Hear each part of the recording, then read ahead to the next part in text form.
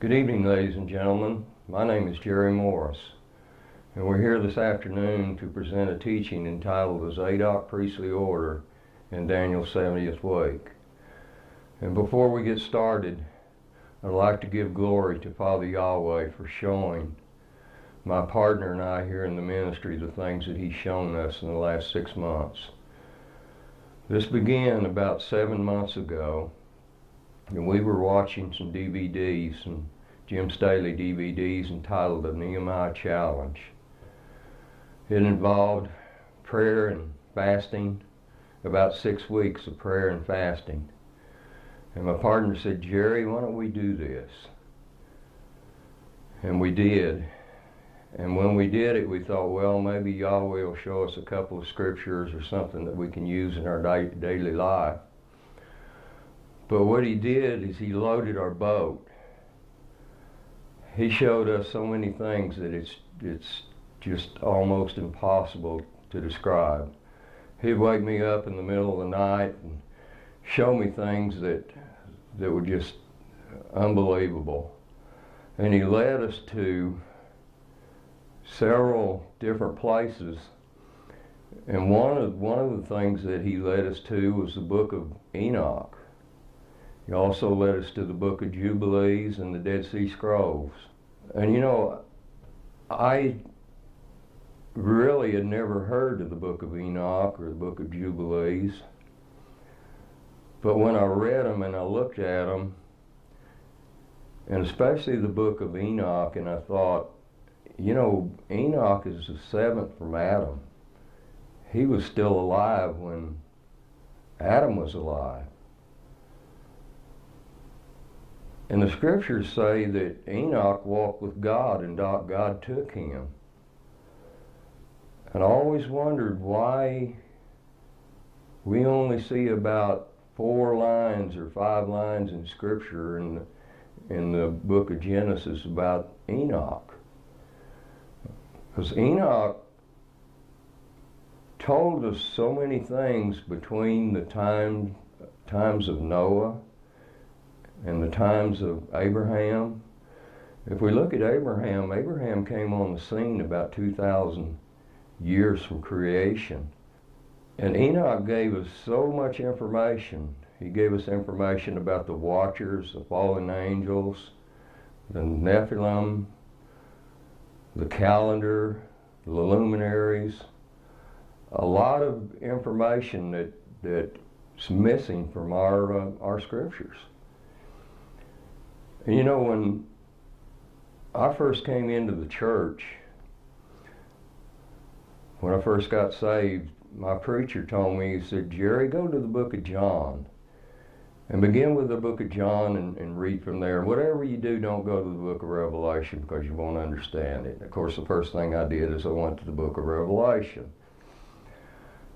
But then, after I got into the Hebrew roots movement,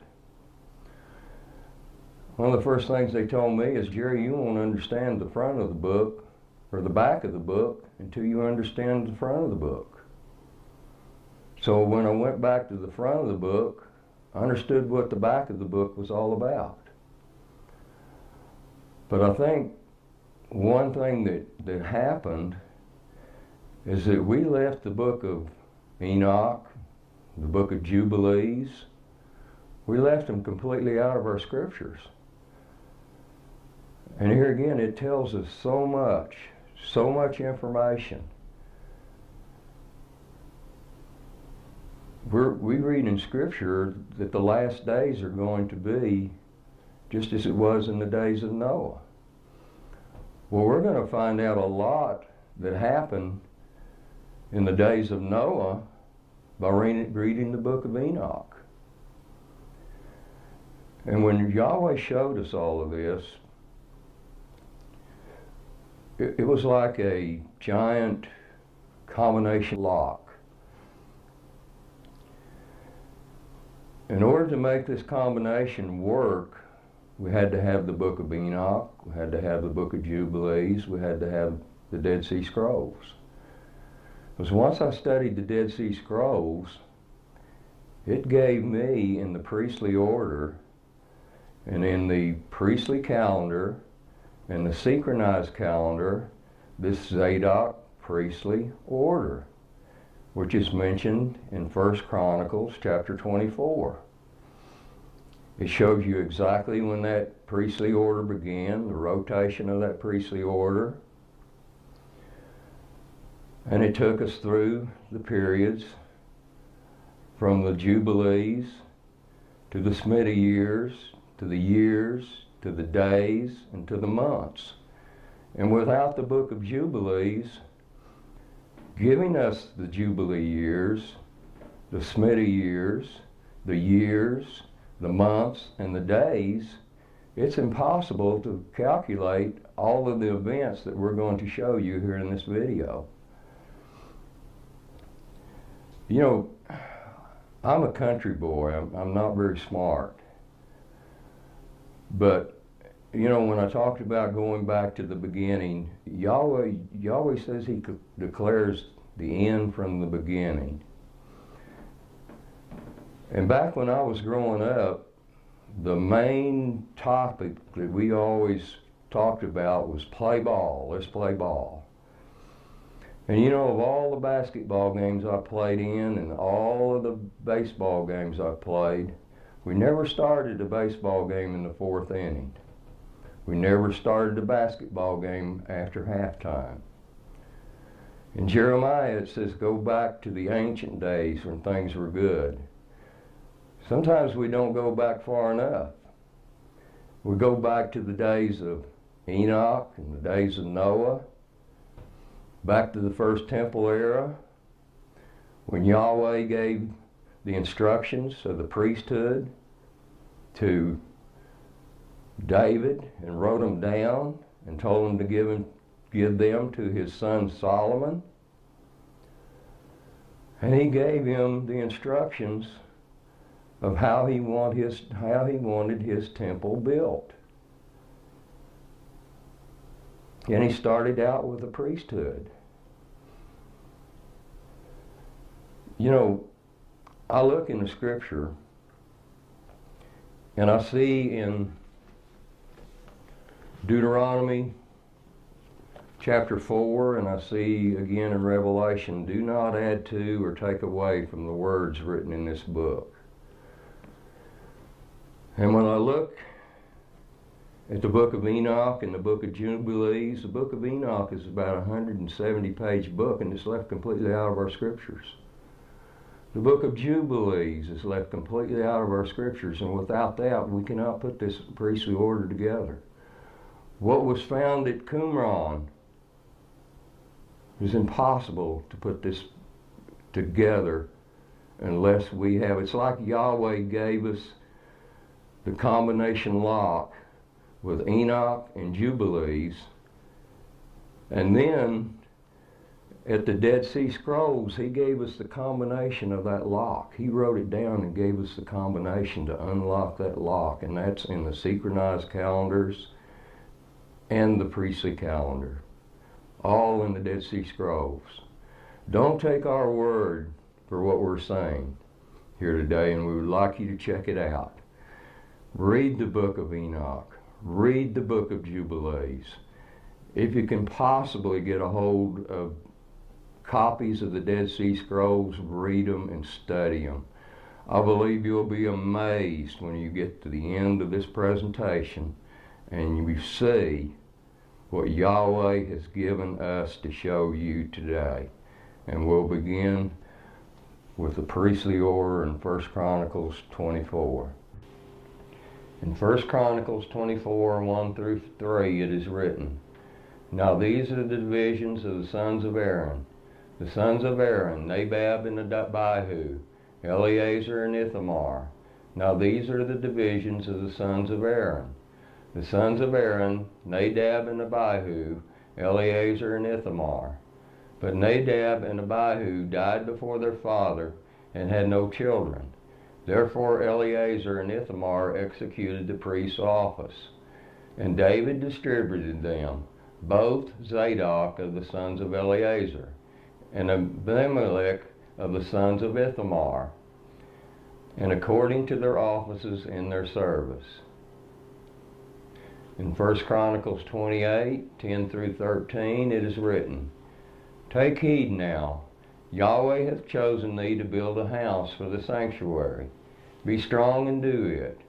Then David gave to Solomon his son the pattern of the porch, and of the houses thereof, and of the treasuries thereof, and of the upper chambers thereof, and of the inner parlors thereof, and of the place of the mercy seat, and the pattern of all that he had by the Spirit, of the courts of the house of Yahweh, and all the chambers round about, of the treasuries of the house of Elohim, and of the treasuries of the dedicated things, also the courses of the priests and the Levites, and for all the work of the service of the house of Yahweh, and for all the vessels of the service in the house of Yahweh.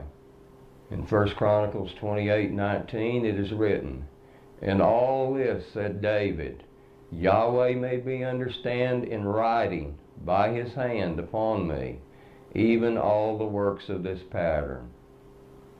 In Ezekiel 44:10 we read, And the Levites that are gone away far from me, when Israel went astray, which went astray away from me after their idols, they shall even bear their iniquity.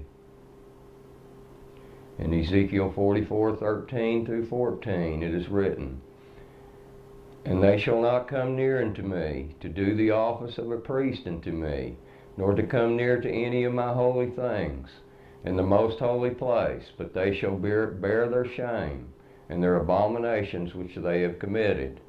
But I will make them keepers of the charge of the house, for all the service thereof, and for all that shall be done therein. In Ezekiel 44:15 through 16 it is written, But the priests, the Levites, the sons of Zadok, that kept the charge of my sanctuary, when the children of Israel went astray from me, they shall come near to me to minister unto me, and they shall stand before me to offer unto me the fat and the blood, saith Yahweh Elohim. They shall enter into my sanctuary, and they shall come near to my table to minister unto me, and they shall keep my charge. And they shall teach my people the difference between the holy and the profane, and cause them to discern between the unclean and the clean. We see here, ladies and gentlemen, the only priests that can teach us between the clean and the unclean are the Zadok priests. Now let's go to Noah enters the ark. In Jubilees 5, verses 20 through 25, it is written, And Yahweh said that he would destroy everything which was upon the earth, both men and cattle, and beasts and fowls of the air, and that which moveth on the earth. And he commanded Noah to make him an ark, that he might save himself from the waters of the flood. And Noah made the ark in all respects as he commanded him. In the 27th Jubilee of years, in the 5th week, in the 5th year, on the new month of the first month, 1307 Anno Monday. Anno Monday means from creation. Anno, A-N-N-O, Monday, M-U-N-D-I. And he entered in the 6th year thereof, in the 2nd month, on the new month of the 2nd month, till the 16th. And he entered in all that we brought to him into the ark.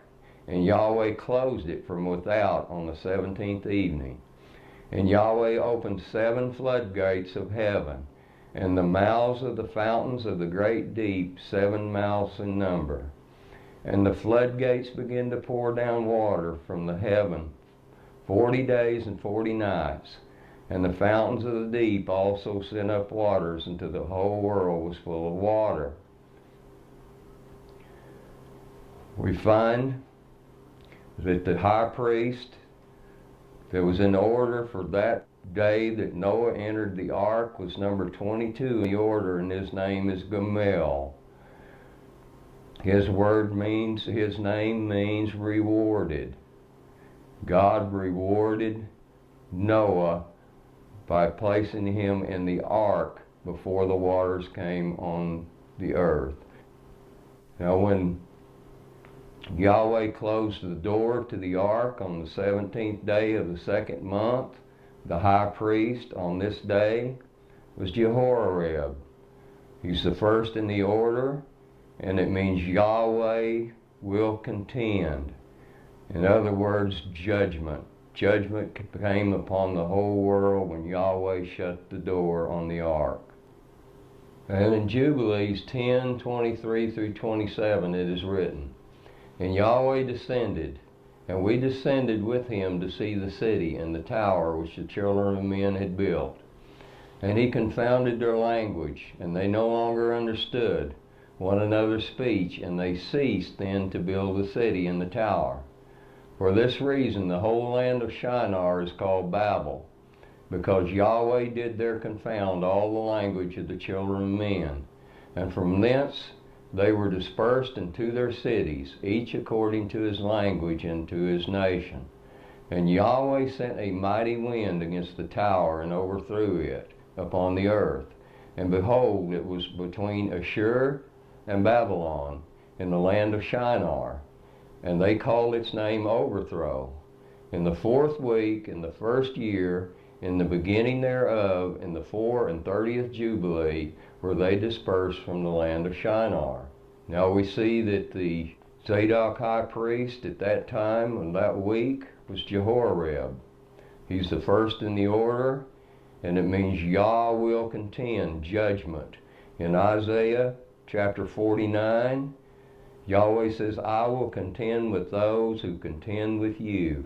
We see this as the same thing in the judgment upon the world, when Yahweh closed the door to the ark and the judgment came, that Yahweh will contend.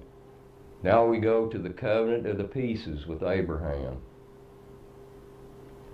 And in Jubilees 14:1 it is written, "After these things, in the 4th year of this week, on the new month of the 3rd month, the word of Yahweh came to Abram in a dream, saying, Fear not, Abram, I am thy defender, and thy reward will be exceedingly great." In Jubilees 14:9 through 11 it is written, "And he said unto him, Take me a heifer of 3 years, and a goat of 3 years, and a sheep of 3 years, and a turtle dove, and a pigeon.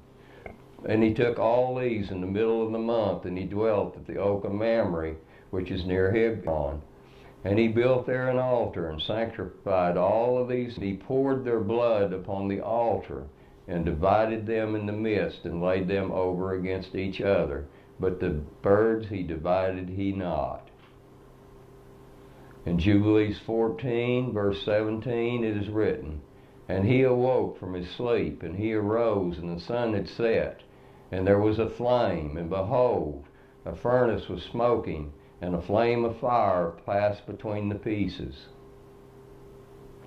In Jubilees 14, verse 20, it is written, "And on that day we made a covenant with Abram, according as we had covenanted with Noah in this month. And Abram renewed the festival and ordinance for himself forever." We see that the high priest at that time, in this particular instance, this was at Shavuot, on the 15th day of the 3rd month, the same day that he made the covenant with Noah. If you'll look, you'll find that Yahweh made all of the covenants that he made with Israel. He made it on the 3rd month of the 15th day. And this is number 21 in the order. Jacob means he will establish. He established the covenant with Abraham. Isaac offered up. In Jubilees 17:15 through 16 it is written, "And it came to pass in the 7th week, in the 1st year thereof, in the 1st month, in this Jubilee, on the 12th of this month, there were voices in heaven regarding Abraham, that he was faithful in all that he told him, and that he loved Yahweh, and that in every affliction he was faithful. And the prince Mastema came and said before Elohim, Behold, Abraham loves Isaac his son, and he delights in him above all things else.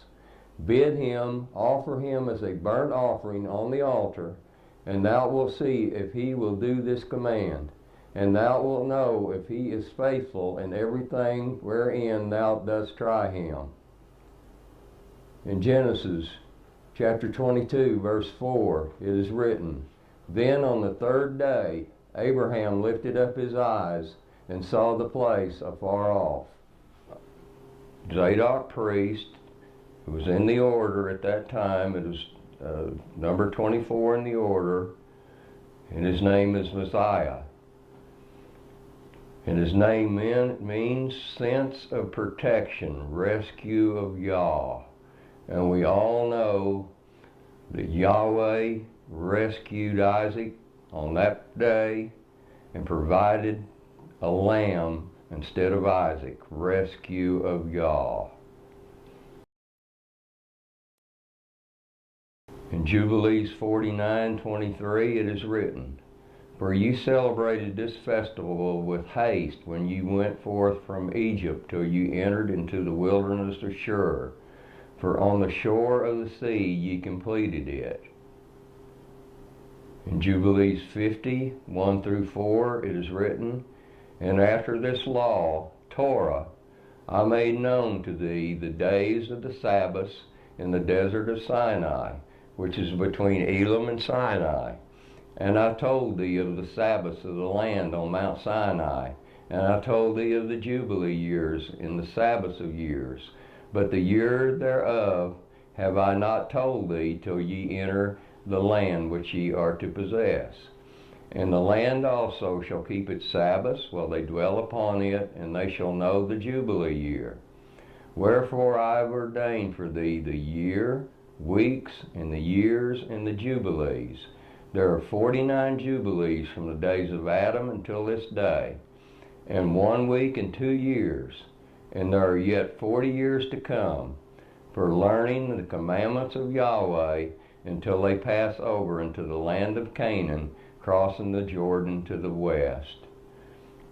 Now we see that the high priest, at the time that they left Egypt, was Seoram.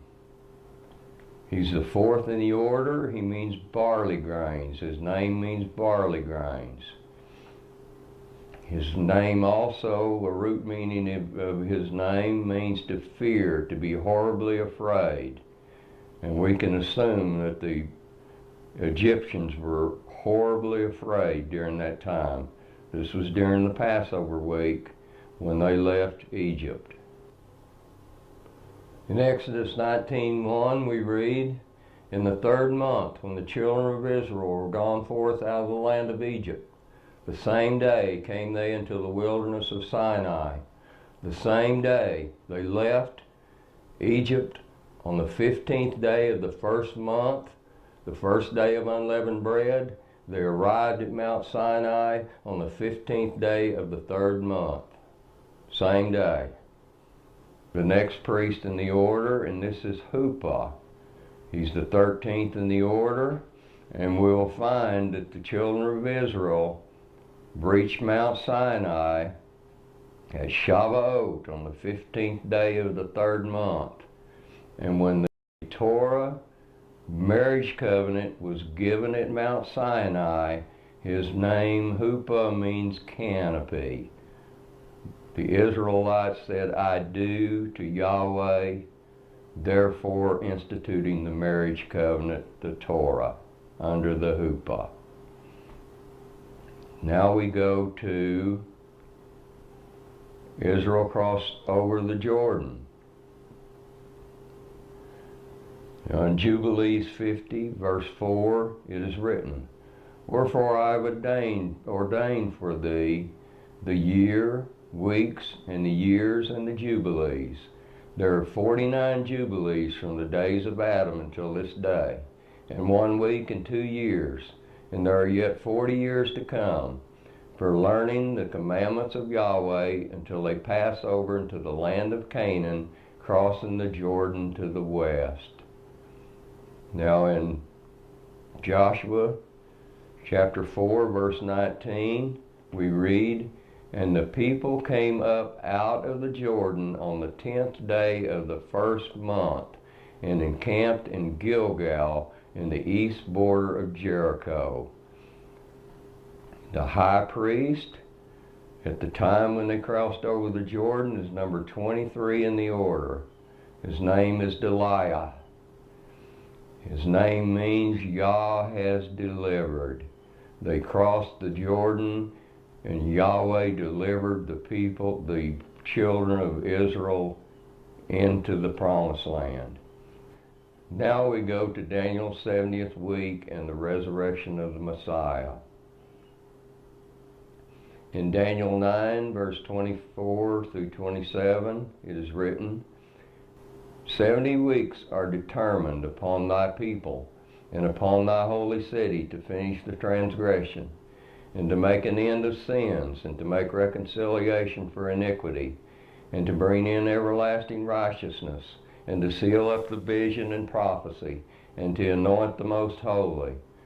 Know therefore and understand that from the going forth of the commandment to restore and to build Jerusalem until the Messiah the Prince shall be 7 weeks and 62 weeks. The street shall be built again, and the wall, even in troublesome times. And after 62 weeks shall Messiah be cut off, but not for himself. And the people of the Prince that shall come shall destroy the city and the sanctuary, and the end thereof shall be with a flood, and unto the end of the war desolations are determined. And he shall confirm the covenant with many for 1 week, and in the midst of the week he shall cause the sacrifice and the oblation to cease. And for the overspreading of abominations he shall make it desolate, even to the consummation, and that determined shall be poured out upon the desolate. Now I've always looked at this prophecy up until a couple of years ago, when it says here in Daniel 9:27, and he will confirm the covenant with many for 1 week. And I'd always thought that that was the Anti-Messiah that would confirm this covenant. But if you look at the word confirm, that means that a covenant must have already been in place for him to confirm a covenant.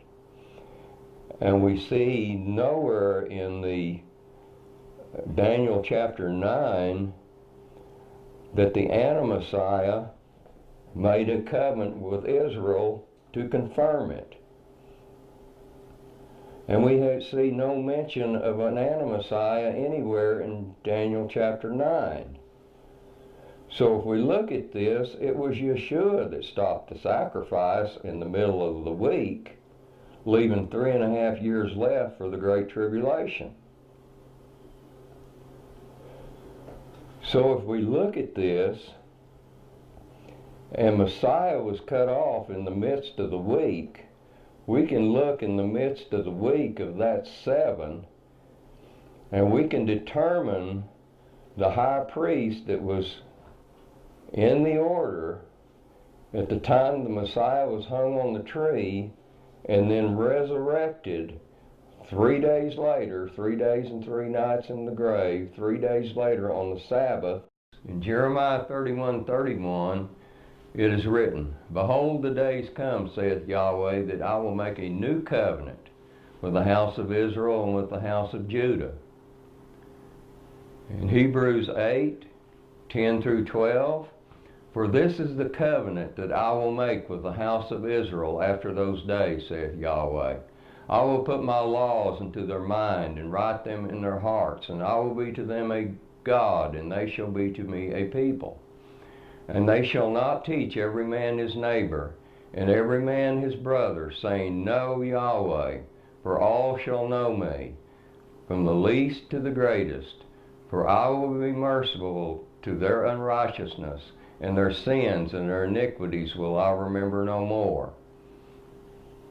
In Matthew 26:27 through 28, we read, "And he took the cup and gave thanks and gave it to them, saying, Drink ye all of it, for this is my blood of the new covenant, which is shed for many for the remission of sins. Now we can see from Jeremiah 31 through 33, that Yahweh will make a new covenant with the house of Israel and the house of Judah, and he'll write his law, Torah, on their hearts. Now we read from Hebrews chapter 8 verse 10 that he will make a new covenant with the house of Israel, and he'll write his Torah on their hearts. Now in between that, we see in Matthew 26, 27, and 28, we see the new covenant when he took the drink and gave it to them and said, "This is my blood of the new covenant, which is shed for many for the remission of sins."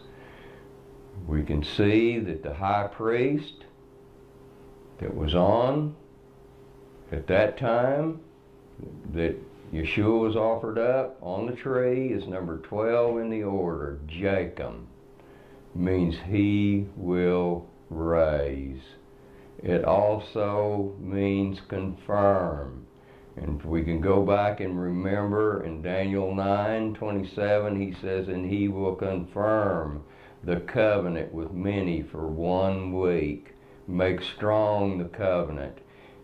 It was Yeshua that renewed the covenant, that made the new covenant at that time.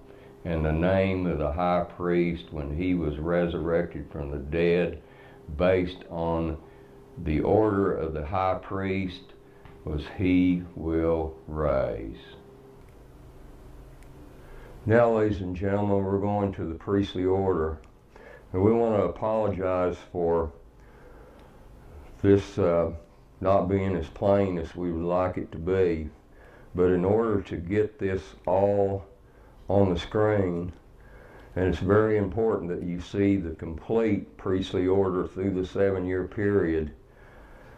And here again, the numbers are real small. We hope you can see them. But to start this out, if we remember earlier in the video, that Yahweh gave this to David in writing to give to his son Solomon, of how he wanted the temple built, how he wanted the priestly order, and he began with the priestly order. So if you'll look at this, this is a 6-year period, completing 6 years, from year 1, 2, 3, 4, 5, and 6, and it returns back to the point of beginning at the end of the year. You'll see that there's 52 weeks in a year. There's 24 priests. Each priest serves 13 times during this order, during this completion of this 6 years. And the only calendar that this priestly order will fit on is the Enoch calendar. It won't fit on any other calendar but the Enoch calendar. You'll see, and this here again is based on the Dead Sea Scrolls documents that were found at Qumran, and under the priestly calendar and the synchronized calendar, it tells us when this begins in year 1. In year 1, the priestly order starts out with number 22. It don't start out with 1. And the reason he started out with number 22 is that Yahweh made 22 works in the first week, in the creation week. You'll find that Jacob is the 22nd from Adam. You'll also find in Luke chapter 1, verse 33, that Yahweh will rule and reign over the house of Jacob forever. There's no group of people that you will find anywhere in Scripture that Yahweh is going to rule and reign over forever other than the house of Jacob. Now he does say that he will rule over the nations for 1,000 years, but the house of Jacob is the only house that Yahweh is going to rule and reign over forever. So you can see how complicated this is, ladies and gentlemen, based on what we just showed you of all of these priests that show up in an order on a specific day, in a specific time in history. And the only way we can put this together is that we have to have the Book of Jubilees. The Book of Jubilees gives us the Jubilee year. It gives you the Shemitah year within the 7-year period. It also gives you the years within the 7-year period. So you can see that all of these events that we had talked about earlier have to fit this particular schedule of these Zadok priests. Now we can look at, and we mentioned when the children of Israel passed over the Jordan, and that was on, and it gives us that in the Book of Jubilees. It tells us that they passed over in the first month of the 10th day. So this was a Jubilee year. We look at the second week, the 10th day, and we can see who was the high priest at that time. And his name means, and he will deliver in Hebrew. Then if we can go here again to kind of give you an idea, the Book of Jubilees tells us what year in the Shemitah, in the Jubilee, of when the children of Israel left Egypt. And we can see, if we can count down week 1, week 2, week 3, we go to the second year. It says it was in the second year of that Shemitah. We can see that number 4. And his name was Seorim, and it means barley, sorely afraid. Then we can go down to the week that they reach Mount Sinai, and we see that that is number 13 in the order. That was in week 12. Number 13 was Huppah under the canopy.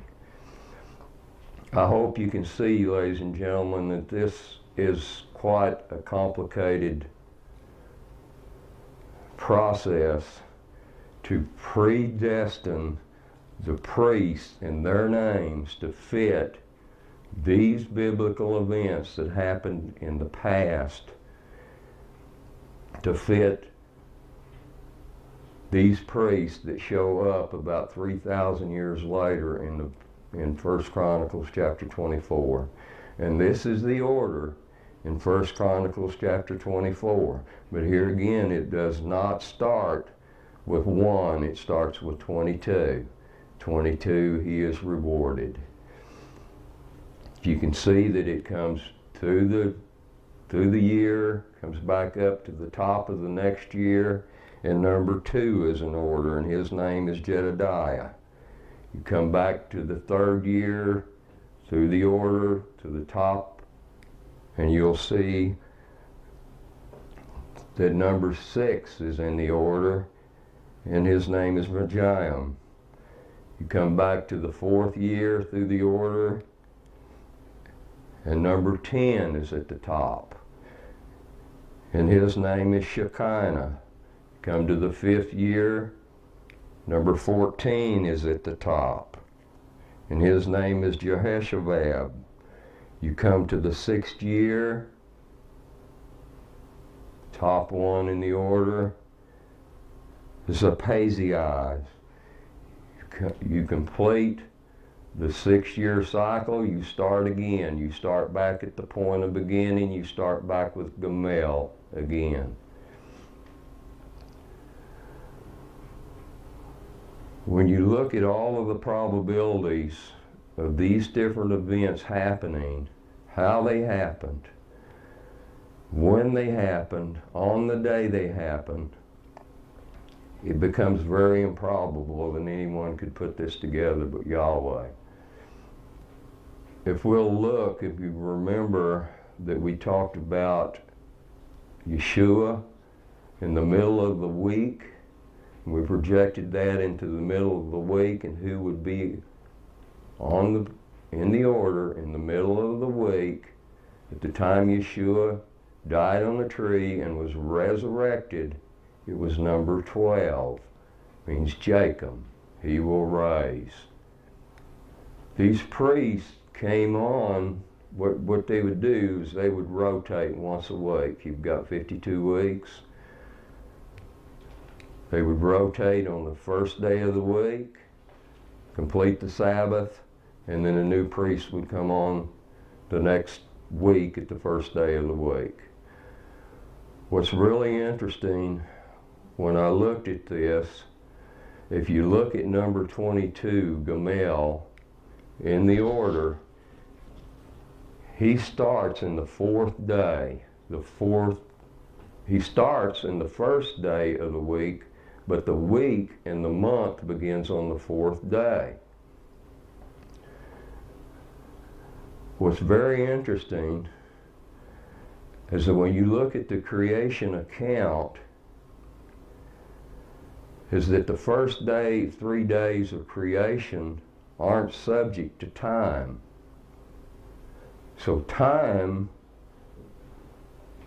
basically began when Yahweh set the sun and the moon and the stars and created the greater sign for the months and the days and the weeks and the jubilees and the weeks of years.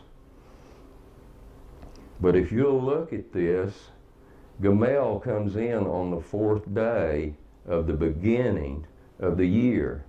He also comes down in the fourth day at the beginning of creation. Yahweh predetermined this even before creation. And what's amazing is that the first 3 days, if you look at everything that was created in the first 3 days, they weren't subject to time. You did have on the third day, you had the seed and the seeds of the trees created, but without sunshine, they aren't going to produce. But after the fourth day of creation, we have the animals, we have the sea creatures, we have man that was created. We're all subject to time. The animals, man, we're all subject to time. So what Yahweh did is he brought Gamel in the priestly order at a time that wasn't subject to time, in eternity past. He took Gamel, and remember this is number 22 in the order, this means reward. He rewarded Jacob. Then he took this priesthood completely through a 7,000-year cycle, brought it all the way back, and he will bring it back again until into eternity future when we are no longer subject to time. Now we need to determine which month and which day our calendar begins. And with this we need to go to Genesis chapter 1, and God, Yahweh, said, "Let there be lights in the firmament of the heaven to divide the day from the night, and let them be for signs and for seasons and for days and years. And let them be for lights in the firmament of the heaven to give light upon the earth." And it was so. And Yahweh made 2 great lights, the greater light to rule the day, and the lesser light to rule the night. He made the stars also. And Yahweh set them in the firmament of the heaven to give light upon the earth, and to rule over the day and over the night, and to divide the light from the darkness. And Yahweh saw that it was good. And the evening and the morning were the 4th day. In Jubilees chapter 2 we read, "These 4 great works Yahweh created on the 3rd day. And on the 4th day he created the sun and the moon and the stars, and set them in the firmament of the heaven, to give light upon all the earth, and to rule over the day and the night, and divide the light from the darkness. And Yahweh appointed the sun to be a great sign on the earth, for days, and for Sabbaths, and for months, and for feasts, and for years, and for Sabbaths of years, and for jubilees, and for all seasons of the years."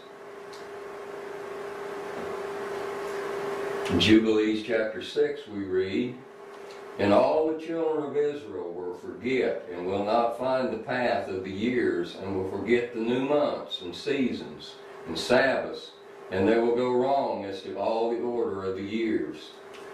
For I know, and from henceforth will I declare it unto thee, and it is not of my own devising, for the book lies written before me, and on the heavenly tablets the division of days is ordained, lest they forget the feast of the covenant, and walk according to the feast of the Gentiles, after their error and after their ignorance. For there will be those who will assuredly make observations of the moon, how it disturbs the seasons and comes in from year to year 10 days too soon.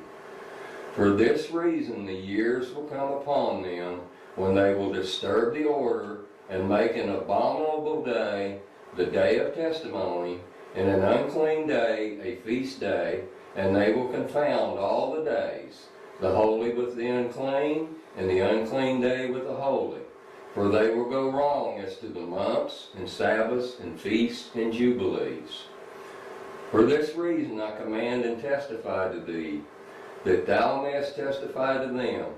For after thy death thy children will disturb them, so that they will not make the year 364 days only.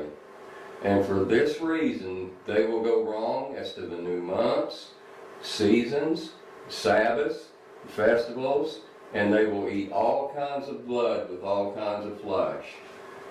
You can see here, ladies and gentlemen, that they will make observations of the moon, and it will come in and disturb the seasons and come in 10 days too soon, and not make them exactly 364 days only. What's the difference between the Enoch calendar, a 364-day calendar, and our moon calendar today is exactly 354 days. Disturbs the seasons and comes in from year to year 10 days too soon. Now if we'll look at the calendar, we'll see that our first month is the month of Aviv. That's when the Israelites left Egypt, on this day, on the 15th day of the first month. We'll see that God created the sun and the moon and the stars, and created the greater sign for observations as to festivals and days and weeks and years. This is this day right here. He created it on the 4th day. We'll count from creation, Sunday, Monday, Tuesday, Wednesday. The 4th day is Wednesday. If we count 3 days from there, we have the Sabbath. That way, the Israelites never lost track of the Sabbath day. And our first Moedim, of course, are the Sabbath days. And we'll see our Sabbaths are going to fall on these days. We'll see this in the Psalms of the Sabbath sacrifice, exactly what day these Sabbaths fall on. We'll find with our calendar that Passover is always on the 14th day. Unleavened bread is on the 15th day. The wave sheaf of the barley is on the 26th day. Shavuot is on the 15th day. Yom Teruah is on the 1st day. Yom Kippur on the 10th day. And Sukkot on the 15th day. Passover will always fall on Tuesday. Unleavened bread, first day of unleavened bread, will always fall on Wednesday. Waving of the barley sheaf will always fall on Sunday. Feast of Weeks will always fall on Sunday. Yom Teruah will always fall on Wednesday. Yom Kippur will always fall on Friday. Sukkot, the first day of Sukkot, will always fall on Wednesday. If you make these observations, ladies and gentlemen, on the moon calendar, your feast dates are going to be all over the place. These Moedim are fixed times and seasons. They're fixed. That means they're going to fall on the same day every year on your calendar. Yeshua was hung on the tree on Passover on Tuesday. He was placed in the grave here on the Feast of Unleavened Bread. And John said that that day was a high Sabbath. So he was placed in the grave here. And then we count 3 days and 3 nights, 1, 2, 3, and he was raised here on the Sabbath that evening. If you look into the gospel accounts, the translators translated the word Sabbaton in the Greek to the word week. The word day is italicized and added by the translators. So it should read, after the Sabbath, which would have been the high Sabbath of unleavened bread, they came to the grave early on the Sabbaton, as the sun began to rise. If you have a Strong's Concordance, the word Sabbath and week in Strong's is Strong's number 4521. Also, if you have a Greek interlinear Bible, you will see the word Sabbaton is translated week. We have a passage in the book of Jeremiah that says, beware of the lying pen of the scribes. Also, if you'll think about it, in the gospel accounts, who did Yeshua rebuke? He rebuked the scribes and the Pharisees. And we know why he rebuked the Pharisees, because they misinterpreted the Torah. And we can see now, I believe, why he rebuked the scribes. The scribes are the ones that were writing this down. And we see this all over in our translations, that if we don't check this out and check what the translators have done to us, they had to make our Messiah look like he was raised on Sunday. And it's quite evident from Scripture, if we go back to the original, that he wasn't resurrected on Sunday, he was resurrected on Sabbath. One thing that confused me when I first started looking at this calendar was the day of the Omar count. I was always taught that the Omar count began at the Saturday Sabbath of unleavened bread. Of course, we have some that count it the day after unleavened bread. And when I counted the Omar count, I didn't come to the exact same day as they did in the Book of Jubilees and the Dead Sea Scrolls documents. I was a week ahead. I was up here on the 8th. But then I looked back and started and studied and reread the account in Leviticus 23. And it doesn't really tell us in Leviticus 23 exactly when this Omar count begins. We've assumed all of this time that it began between the Sabbaths of unleavened bread. And I thought, well, maybe I've counted this wrong, or there's something wrong in the Book of Jubilees and the Dead Sea Scrolls. When I looked at it again, I found that in Exodus 19, I read the account of when the children of Israel left Egypt. And it says in Exodus 19:1, in the 3rd month, when the children of Israel were gone forth out of the land of Egypt, the same day came they into the wilderness of Sinai. And Moses went up to Yahweh, and Yahweh called unto him out of the mountain, saying, thus shalt thou say to the house of Jacob, and tell the children of Israel. And Moses came and called for the elders of the people, and laid before their faces all these words which Yahweh commanded him. And all the people answered together and said, all that Yahweh has spoken we will do. And Moses returned the words of the people unto Yahweh. Now we can see that Israel left on this day in the 1st month. And it says the same day in the 3rd month they came to Mount Sinai. So that's the 15th day of the 3rd month.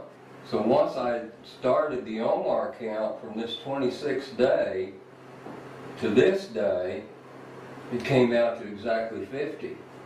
And when I counted this day to this day, it was 60, exactly 60 days from the day that they left. So both accounts gave me an account of the 15th day of the 3rd month as the Feast of Weeks. And if we look at the Psalms of the Sacrifice in the Dead Sea Scrolls documents, it will give us the days that the Sabbaths fall on in each one of these quarters. In the 1st quarter, it says that the Sabbaths will fall on the 4th, the 11th, the 18th, and the 25th. In the second month, they'll fall on the 2nd, the 9th, the 16th, the 23rd, the 30th, and then in the third month, it'll fall on the 7th, the 14th, the 21st, and the 28th. And then it rotates back through the second quarter, the third quarter, and the fourth quarter. Now we need to determine which Wednesday this Enoch calendar begins on. And if you'll look in the Dead Sea Scrolls under synchronized calendars, you'll find that they mention moon phases, and keep in mind that the moon phases are only a secondary indicator as to when the month starts. And it speaks of a full moon, not a new moon. So if we'll go to the first day of the week of the month, which is on a Wednesday, we'll find a full moon on this day. And then if we go to the 30th day of this month, we'll find another full moon. Now, in order to determine this, we've got a computer program called Moon Phases that we can determine what the phases of the moon are and also project it in the years into the future. So if we'll go to 2013, what we had to do is we had to project our Enoch calendar into a Greco-Roman calendar, because when we looked at moon phases, it doesn't give you moon phases based on the Enoch calendar, it gives you moon phases based on the Gregorian calendar. So we found, and another thing that it mentions in the synchronized calendars, that you will find the 6-year increments for every 3 years, that this will line up with the full moon on the Wednesday beginning the month and then at the end of the month. We found this in 2013, 2016, and 2019. These periods lined up with full moons on Wednesday beginning the month. So in 2013, our first day, as you'll see, is Wednesday. It's the 27th day of March. There was a full moon on the 27th day of March. The 30th day of the first month is on the 25th day of April. There was a full moon on the 25th day of April. Now if we go to 2016, we'll find that our first day begins on, here again, Wednesday, on the 23rd day of March. There's a full moon on the 23rd day of March, which is the first day, and there's a full moon on the 21st day of April. Now if we go to 2019, our first day begins with a full moon on the 20th day of March, here again on a Wednesday, full moon, and then we have another full moon on the 19th day of April. Once you set your clock or set your calendar, it'll remain the same all through. It'll remain the same for 10 years, 20 years, 100 years. Once you set it, all you do is count back around 364 days. You'll count 364 days back to Tuesday, and you'll start the count again Wednesday of the first day.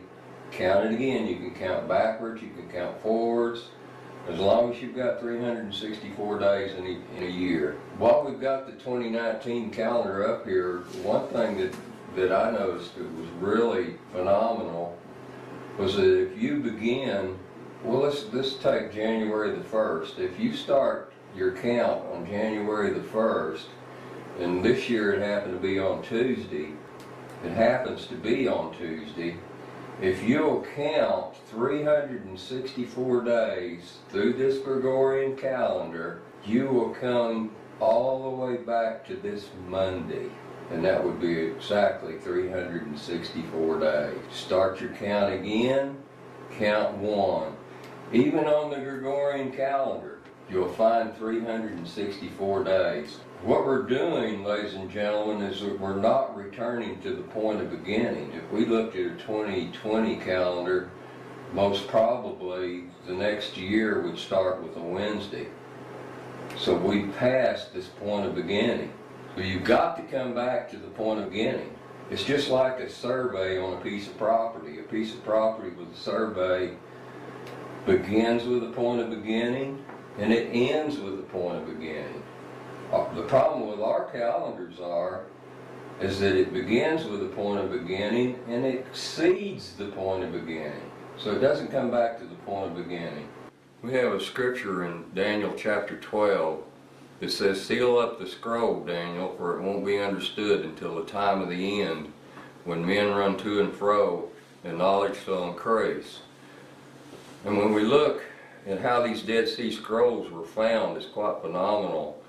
There was a Bedouin boy who was herding sheep back in 1947, and he threw a rock into a cave and he heard something break. And when he went into the cave, he found some of these scrolls. Now, they found scrolls from 1947 on up to 1956. But these scrolls were hidden in clay vessels and sealed. It makes you wonder if that's what Daniel was talking about.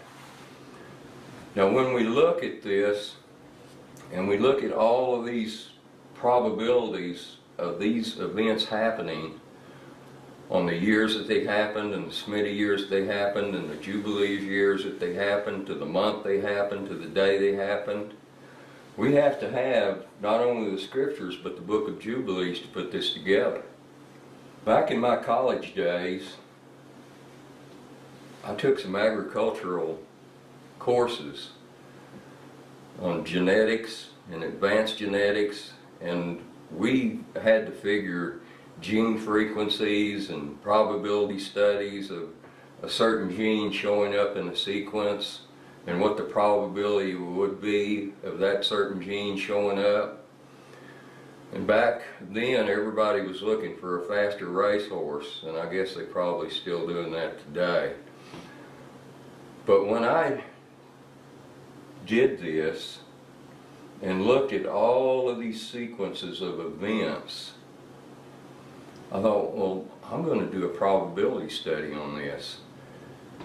And when I first did it, that was 2 or 3 weeks ago, I came up with a number that was 1 in 45 to the 10th power. That's 1 in 45 with 10 zeros. Now, if I can remember, I believe that 1 in 23 to the 10th power is impossible. And then Yahweh woke me up the other night and said, "Jerry, it's even bigger than that. You don't have all the sequences down." So I wrote the sequences down. We have to have, in a 7,000 year period, we've got 140 Jubilees. We have 1,000 sevens, 1,000 Smitty years. We have 7,000 years. We have 84,000 months. We have 2,548,000 days. We have a priestly order with 24 priests. And we had 7 occurrences in what we talked about today. Now, in order to do a probability, you multiply each number by each number. 140 times 1,000 times 7,000 times 84,000 times 2,548,000 times 24 times 7. And I don't have a calculator big enough to add all the zeros in there. It is impossible for anyone but Yahweh. Only Yahweh could put something like this together, and to have these priestly orders with their names in Hebrew before they even show up and fit these days and these months and these years to fit these occurrences is impossible. If you'll notice, all of these numbers are divisible by 7. They're not divisible by 6. A moon calendar is divisible by 6. I suggest that you don't try this on your moon calendar, ladies and gentlemen, because it won't work. ladies and gentlemen, for viewing our video, and shalom.